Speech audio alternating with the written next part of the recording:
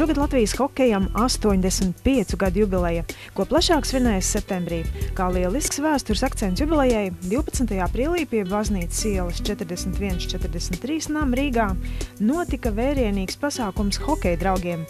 Tik atklāta piemiņas plāksne izcilajam hokeja trenerim Viktoram Ķihanovam, kurš šajā ēkā dzīvoja no 1973. līdz 1977. gadam.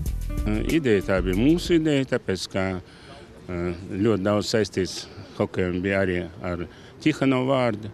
Viņš nostrādāja ilgus gadus, izveida mūsu komandu, kas spēlē padomu laikā kaut kur otrā grupā, divizijā, uz augstāko līgu, bet izcīnīja sudraba medaļu pat.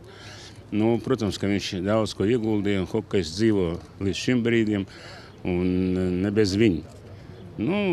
Pateicību viņam mēs nolēmām uzstādīt šo plāksni un pagodināt.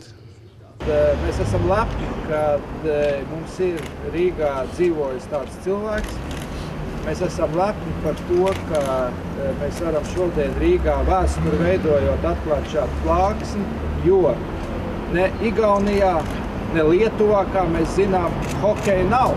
Piemiņas plāksnes, kas tika atklāts pie Baznīcas ielas 41-43 nama Rīgā, projektu izstrādāja arhitekts Andrejs Ģelzis. Viņš līdzīgs manam tēvam bija. Tas arī nedēļa nekādas atlaides, un no visiem cilvēkiem, kas bija ar viņu, prasīja maksimumu.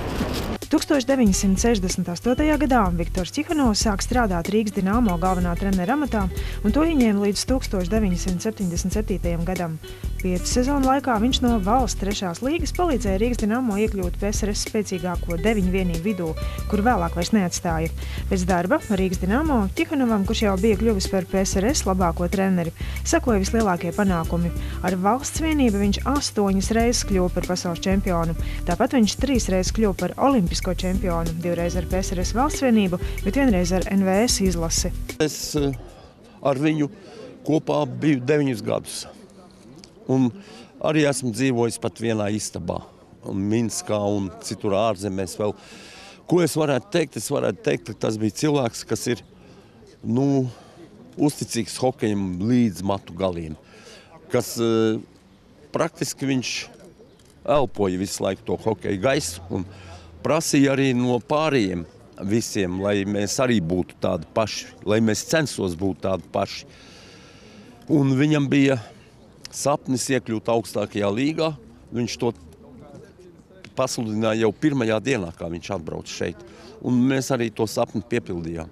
Viņš bija cilvēks, kas darbam veltīja maksimāli visu to, ko viņš varēja veltīt. Un arī bija ļoti prasīgs attiecībā pret visiem. Bija tāds viens gadījums, ka mēs bijām Kandavā nometnē, un viņš ieraudzīja, ka no mūsu junioru komandas viens puisis, nogrieza gabaliņu un izskrēja krosu pa īso. Otrajā dienā viņš bija atskaitīts no komandas. Jā. Viņš bija pirmais savienībā, kas izmantoja video un analizēja spēles.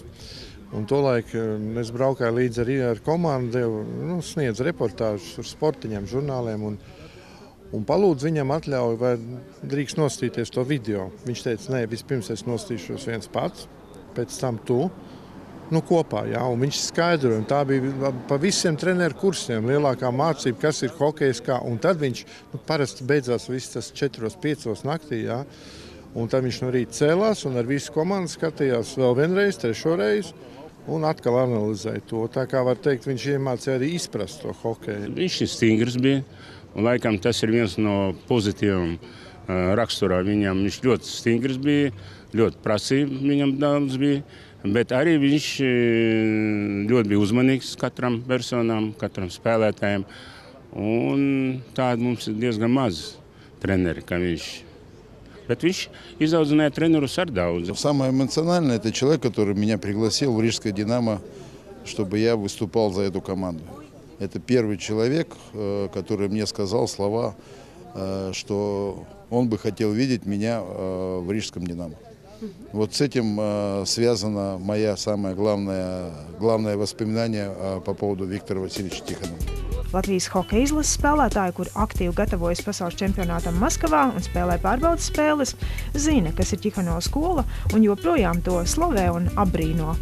tie cilvēki, kas ir izgājuši viņa skolu, kā Oļegs Znaruks, ja, un kas ir bijis man treneris, ja, un ka viņš sāka savu treneru gaitas, ja, tad mums bija Kandava, var teikt, Kandava bija tāda pati, kā, var teikt, Ķihano laikos, ja, un tad viņš sāka saprast, ka cilvēki šitien laikam nebija uz to īpaši gatavi, ja, daudzi pabeidz, ja, un tad drusku tas mierīgāk palika. Bet nu, tā ir tās slodzes ir turētas, ja, un ir tam iziet cauri, un tā kā apmēram ir nojausma, kā tas viss notika. Viktora Ķihanova kaimiņš Boris Rezvijs ar leģendāro treneri iepazinās 1970. gadā. Dzīvoja vienā pagalmā un draudzējās ar visu ģimeni. Boris atzīst, ka piemiņas plāksne iznākusi lieliska. Viņš un Ķihanova ģimene ir ļoti priecīgi par paveikto. Ko neizdarīja Maskavā, то издарīja Рīgā.